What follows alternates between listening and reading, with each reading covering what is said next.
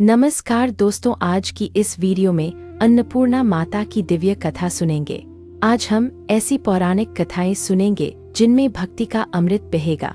आज आप जानेंगे कैसे माता अन्नपूर्णा भूख और भय दोनों हर लेती है। आज की यह यात्रा आपको काशी की गलियों और हिमालय की शांत कंदराओं तक ले जाएगी। आपको धैर्य से सुनना है क्योंकि हर पल में कृतार्थ करने वाली सीख छिपी है। आज की कथा आपके घर में संतोष और रसोई में समृद्धि का दीप जला देगी। आइए बैठिए, मन शांत रखिए और माता अन्नपूर्णा की महिमा स्मरण कीजिए। जब विश्वास प्रगाढ़ होता है तब माता अन्नपूर्णा स्वयं थाली सजाती है। अन्नपूर्णा का अर्थ है जो अनाज और तृप्ति से पूर्ण करती है। जहाँ भूख मिटती है वहाँ क्रोध शमित होता है और करुणा जन्म लेती है। जहाँ रसोई में धुआं उठता है वहाँ माता की मुस्कान भी खिलती है। जहाँ दान की थाली बढ़ती है वहाँ घर की लक्ष्मी अटल होकर बसती है। कहते हैं काशी में अन्नपूर्णा माता स्वयं अन्न का भंडार संभालती है। वह रसोई की रानी है और भक्तों की थाली की अटूट संरक्षिका है। उनकी कृपा से सूखे खेतों में भी हरियाली लौट आती है। उनकी कृपा से सूने आंगन में भी बच्चों की हंसी गूंजने लगती है। अब पहली कथा सुनिए जो काशी में घटित हुई थी। उस नगर में एक दिन अनोखा विचित्र समय आ पहुंचा था। अचानक अन्न गायब हो गया और भंडार के पात्र खाली दिखने लगे थे। बाजार की दुकानों ने ताला डाल दिया और रसोई का चूल्हा ठंडा पड़ गया। लोग घबराए हुए थे और मंदिरों में लंबी पंक्तियां प्रार्थना करती दिखाई दी। कहा जाता है यह माता की लीला थी ताकि सत्य का बोध हो।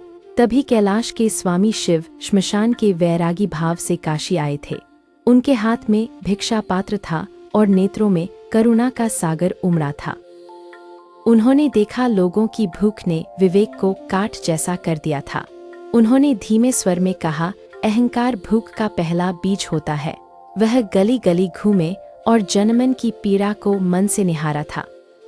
भक्तों ने कहा, प्रभु अन्न गायब है और रसोई में राख बिछी है।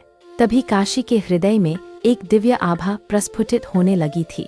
नीले आकाश से सुनहरी प्रभा उतरी और एक देवी प्रकट हुई थी। वह अन्नपूर्णा थी जिनके हाथों में स्वर्ण पात्र और कलश चमक रहे थे। उनकी आंखों में मातृत्व की गहराई और करुणा की नरमी स्पष्ट थी। उन्होंने कहा, आज से सीखो कि अन्न का जन्म विनय से होता है। उन्होंने शिव को अन्न का पहला कौर दिया और त्रिपुरारी ने व्रत लिया। शिव ने कहा, नाथिन तुम बिना अन्न भी शिवत्व निर्जीव सा हो जाता है। अन्नपूर्णा ने मुस्कुराकर थालियों में अनंत धान बरसा दिए थे। भंडार भर गए और रसोई में चूल्हे की ज्वाला फिर से प्रज्वलित हुई। काशी के नागरिकों ने प्रण किया कि अन्न का अपमान कभी न करेंगे। उस दिन से दान पात्र में पहला कौर माता के नाम समर्पित होता है। कहा जाता है जो पहला निवाला माता को देता है वह भूख नहीं देखता है।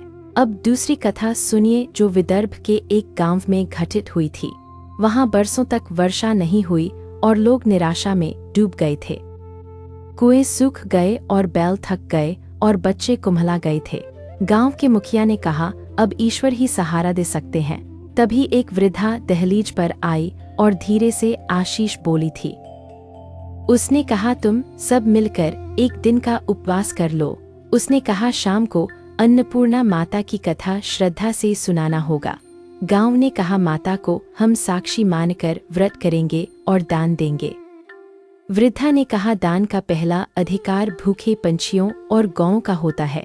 सबने सहमति दी और सन्नाटा प्रार्थना बनकर आकाश में गूंजा था। संध्या आई और दीपक जले और कथा का मंगल स्वर गूंज उठा। वृद्धा ने माता का स्वरूप समझाया और अन्न की महिमा गाई थी। उसने कहा, अन्न केवल दाने नहीं होते, अन्न जीवन का संगीत होता है।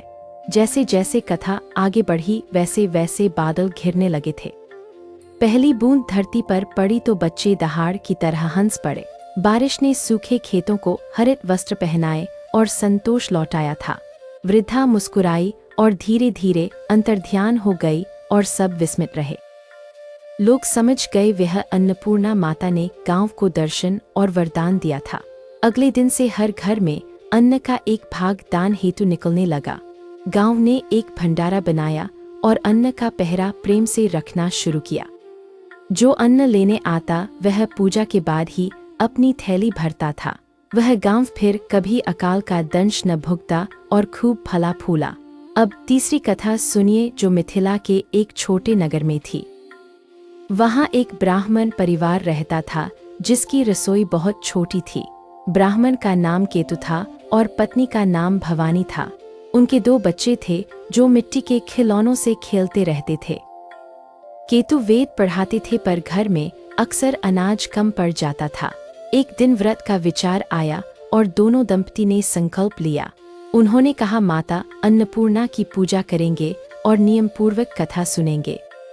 सुबह स्नान किया और छोटे से आंगन में स्वच्छ स्थान सजाया था। हल्दी से रेखा बनाई और मिट्टी का छोटा चूल्हा साफ करके रखा।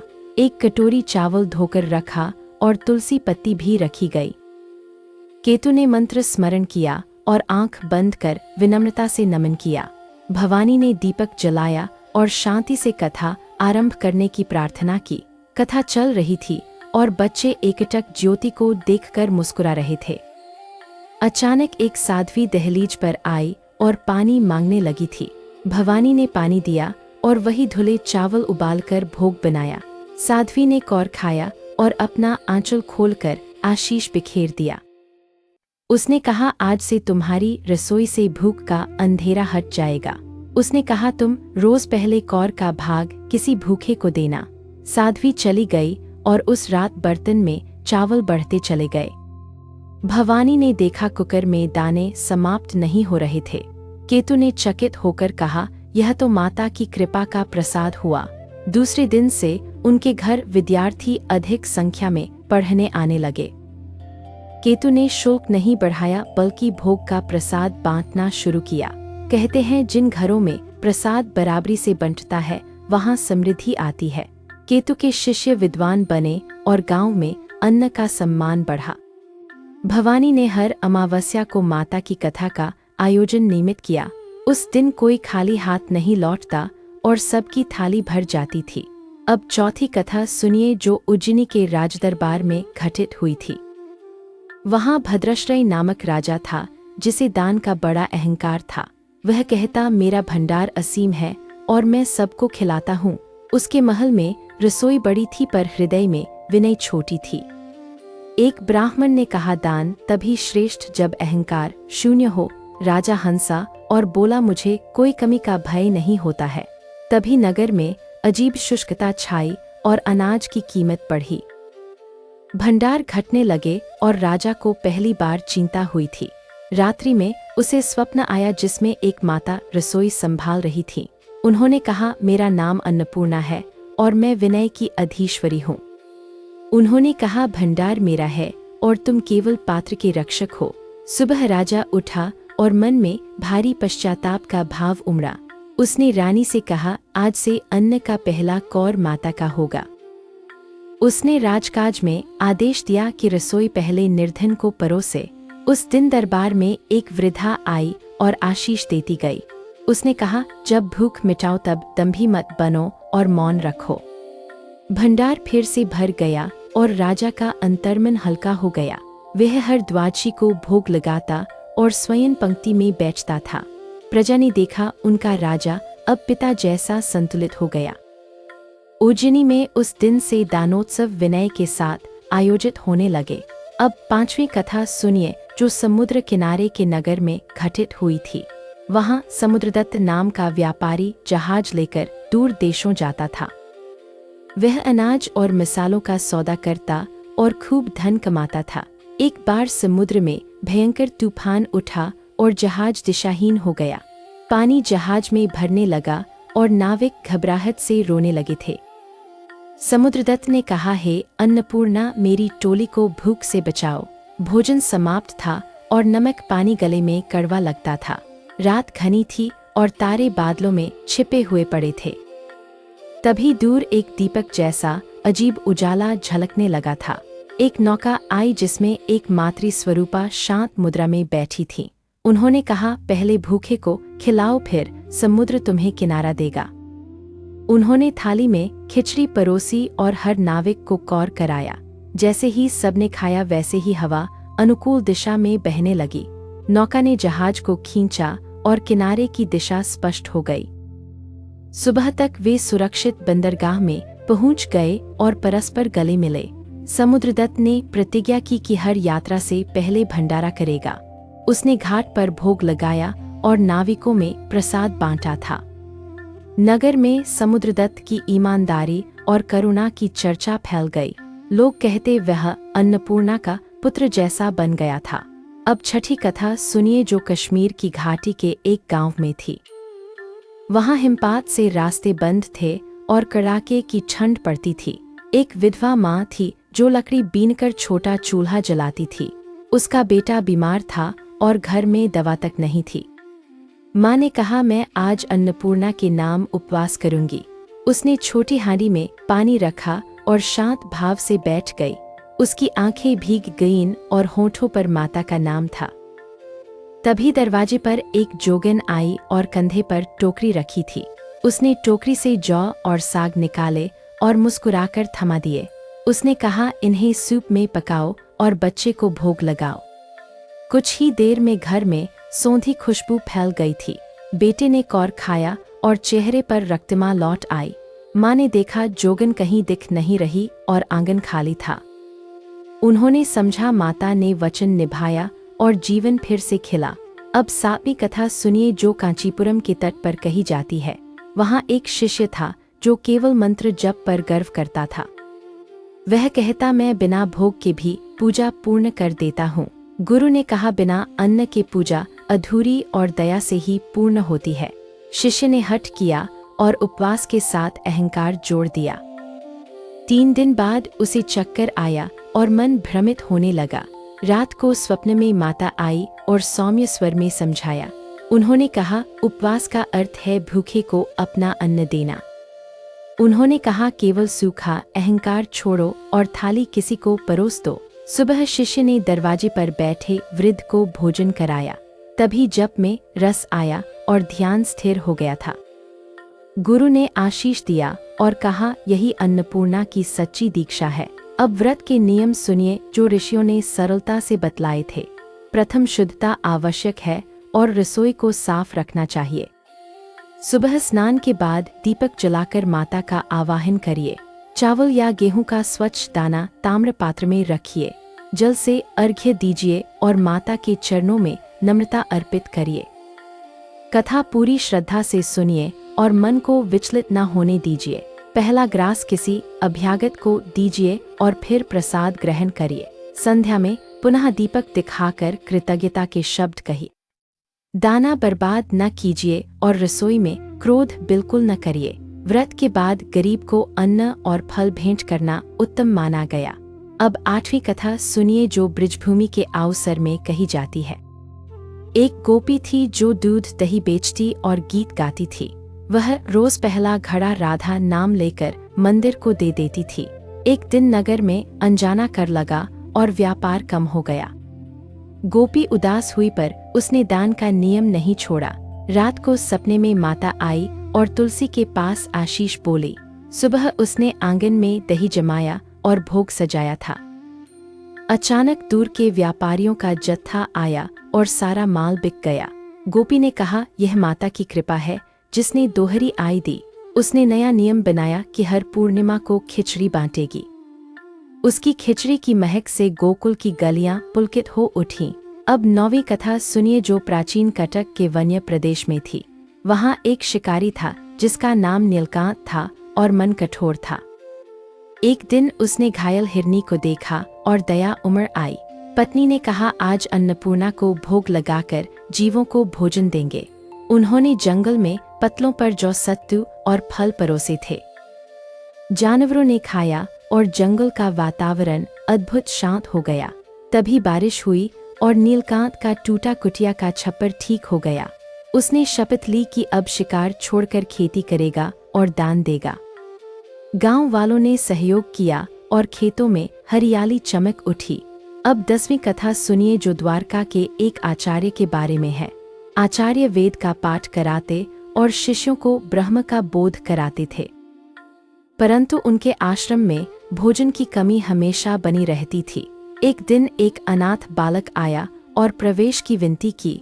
आचार्य ने कहा, भोजन अल्प है पर तुम्हें विद्या देंगे। बालक ने हाथ जोड़े और माता अन्नपूर्णा का नाम लिया। उस रात कक्ष में अनाज की बोरी स्वयं चलकर आ गई। कोई दिखा नहीं पर बोरी भरती गई और आश्रम भर मुस्कुराया। आचार्य ने समझा यह माता ने अनाथ का सम्मान स्वीकार किया है। उसी दिन से आश्रम में कोई अतिथि भूखा नहीं सोता था। अब अन्नपूर्णा के दर्शन के विषय में एक प्राचीन प्रसंग सुनी। काशी के घाट पर एक वृद्ध कुम्हार रहता था जिसका चाक कमजोर था। वह मिट्टी के कुल्हड़ बनाता और घाट पर जल पीने वालों को देता था। एक दिन घाट पर भंडारा रुका और पानी की प्यास बढ़ी थी। कुम्हार ने कहा, आज मेरे कुल्हड़ सबको निःशुल्क मिलेंगे और सेवा होगी। रात में माता ने स्वप्न में नए चाक का आशीष प्रदान किया। सुबह उसे बाजार में सस्ता मजबूत चाक मिल गया और काम बढ़ा। उसने घाट पर अनवरत सेवा की और सम्मान से जीवन जिया। अब व्रत कथा का दार्शनिक सार सरल शब्दों में सुनिए।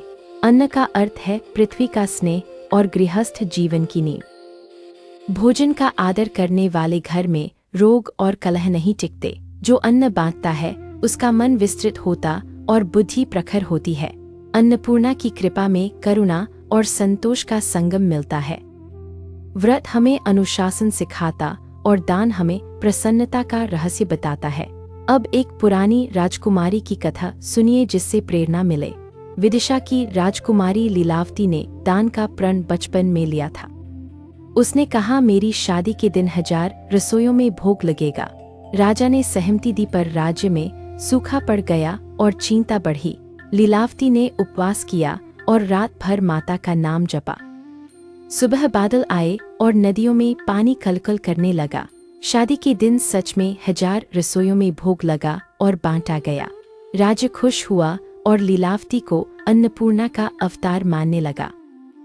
अब एक व्यापारी कन्या की कथा सुनिए जो ताम्रपत्र पर अंकित है। कन्या का नाम माधवी था और वह गन्ना में निपुण थी।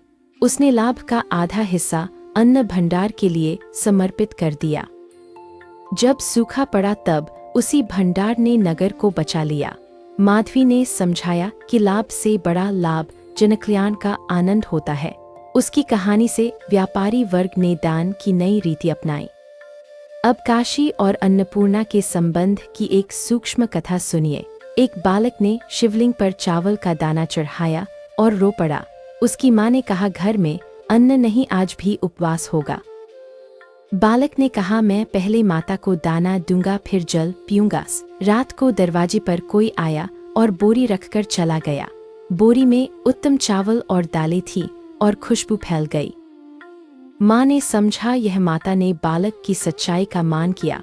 उस दिन से बालक हर दिन एक दाना मंदिर में अर्पित करता।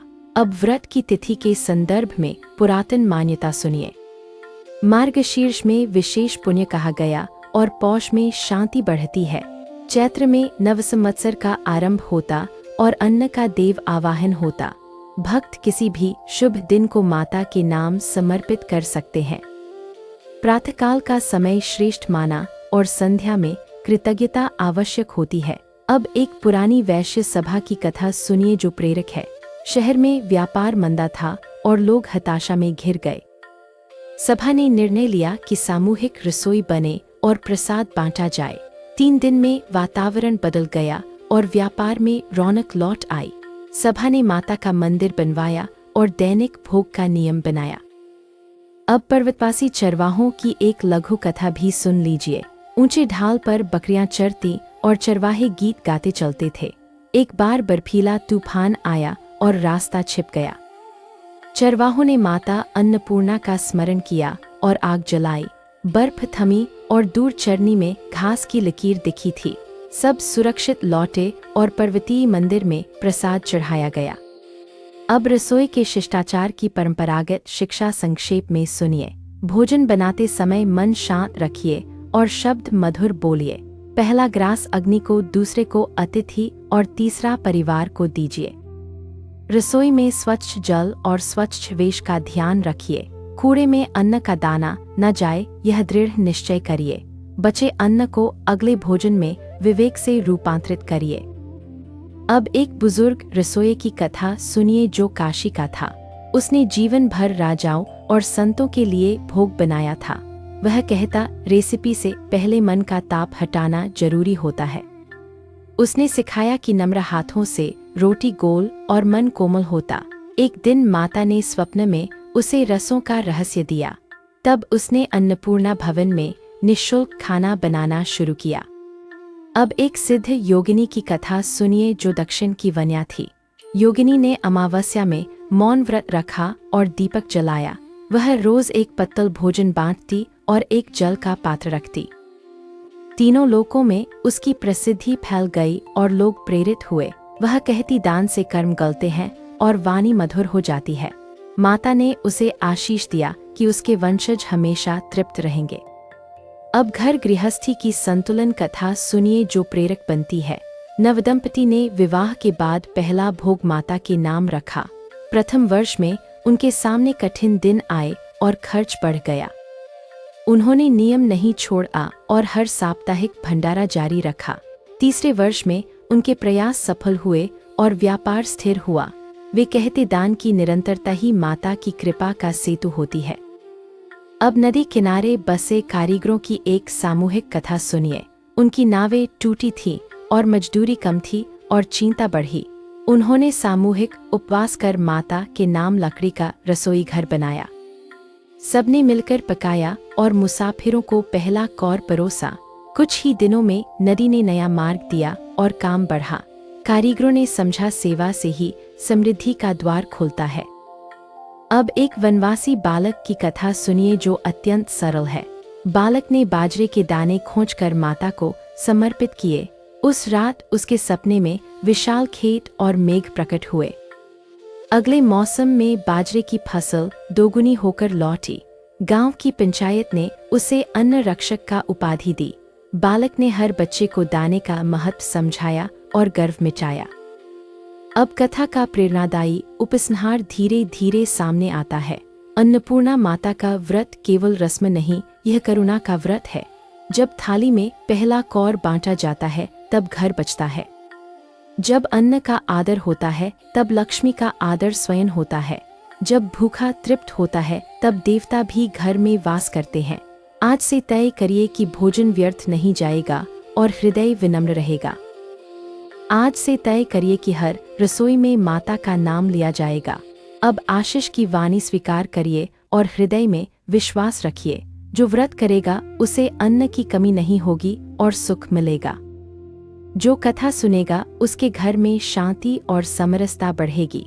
जो दान करेगा उसके जीवन में समाधान और सहिष्णुता भर जाएगी।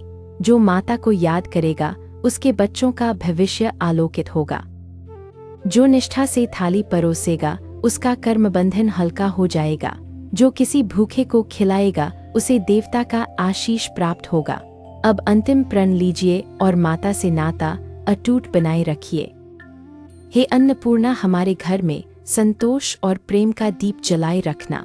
हमारी वाणी को मधुर और हमारे हाथों को दानवीर बनाए रखना। हमारे खेतों में हरियाली और मन में विनय सदा बढ़ाए रखना। हमारी रसोई में भोग और हमारे द्वार पर अतिथि बनाए रखना। हमारे नगर में सद्भाव और हमारे बच्चों में करुणा जागृत रखना। हमारी थाली में पहला कौर आपका और अंतिम कौर सेवा का रखना। यही माता की कथा का सार है और यही जीवन का आधार है। अब आप सब पर माता की अनुकंपा सदा बनी रहे, यही मंगल कामना है। नमस्कार दोस्तों, अगली वेला में फिर मिलेंगे और नई कथा सुनेंगे।